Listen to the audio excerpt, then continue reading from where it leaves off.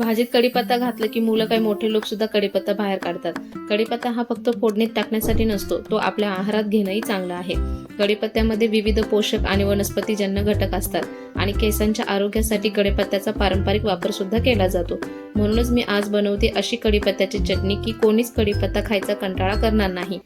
त्यासाठी मी इथे कढीपत्ता स्वच्छ धुवून सुकवून घेतला होता. आता कढईमध्ये थोडेसे तेल टाकून कढीपत्ता छान कुरकुरीत होईपर्यंत बारीक गॅसवर भाजून घेतला.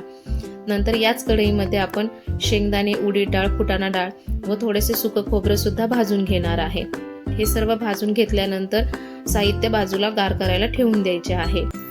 ही चटणी तुम्ही भाकरी, पोळी किंवा वरण भातासोबत खाऊ शकता. खूप छान लागते.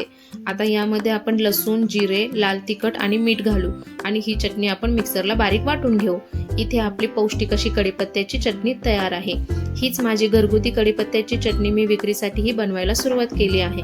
तुम्हाला ही चटणी हवी असेल तर मला DM करा आणि लाईक आणि फॉलो करायला विसरू नका. थँक्यू.